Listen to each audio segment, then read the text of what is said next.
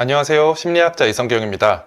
정신분석의 아버지 지그문트 프로이트는 인간의 의식 수준을 총 3가지로 구분했습니다. 의식, 무의식, 전의식. 의식은 이 빙산에 드러나 있는 부분으로 깨어있는 상태에서 나, 타인, 사물을 인식하는 작용입니다. 무의식은 빙산 아래 깊이 잠겨있는 부분으로 본능에 의해 지배된다고 설명합니다.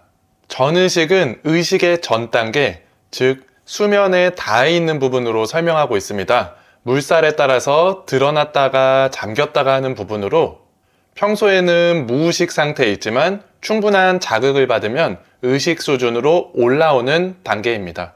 예를 들어 어제 저녁에 어떤 거 드셨어요? 라는 질문을 받았을 때 잠깐 고민하다가 떡볶이랑 순대랑 튀김 먹었어요 라고 대답한다면 무의식 중 전의식 단계에 있던 내용이 자극을 받아서 의식 수준으로 올라왔다고 설명할 수 있습니다. 하지만 1년 전 오늘 어떤 음식 드셨나요? 라고 질문을 받는다면 기억하는 게 쉽지 않을 겁니다. 전의식 수준에 있던 기억이 이미 시간이 지나면서 깊이 무의식으로 내려갔기 때문일 겁니다. 자, 그럼 이제 잠재의식에 대해서 살펴보겠습니다. 지그문트 프로이트는 전의식을 처음에는 잠재의식이라고 표현했습니다. 하지만 여러 가지 이유로 그의 대표작 꿈의 해석을 통해 잠재의식이라는 단어를 전의식으로 바꿉니다.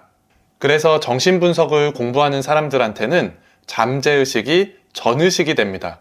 즉, 자극을 주면 의식 수준으로 끌어올릴 수 있다는 거죠. 하지만 자기계발서나 긍정학원에서 말하는 잠재의식은 전의식에 가깝기보다는 무의식에 가깝습니다. 왜냐하면 긍정확언을 하는 이유가 무의식을 자극하기 위해서기 때문인데요. 의식 수준에서 나는 잘 될 거야, 나는 부자가 될 거야 라고 얘기한다면 그것이 전의식을 지나 무의식 속으로 사라지게 되겠죠. 그럼 내 무의식 속에 이런 긍정적인 마인드가 굳어져서 내 삶이 진짜로 그렇게 이루어진다는 이유를 주로 들기 때문입니다. 정리하자면 우리가 만나고 있는 자기계발서나 긍정학원에서 말하는 잠재의식의 변화는 의식 수준에서 계속해서 연습을 하다 보면 무의식이 변화된다라는 이론적 틀을 가지게 됩니다. 의식에서 무의식을 변화시키는 것 어떻게 생각하시나요? 저는 3가지의 이야기를 통해 제 생각을 공유해 드려 볼까 합니다. 첫 번째, 뇌과학 연구 이야기입니다. 최근 발달된 뇌과학 장비로 인간의 뇌파 통신을 측정할 수 있게 되었습니다. 확인해보니 의식 수준에서의 뇌파 통신은 1초에 6,000번가량 확인됐습니다. 반면 무의식 수준의 뇌파 통신을 확인해보니 1초에 무려 4천억 번이나 통신이 되는 걸 확인할 수 있었습니다.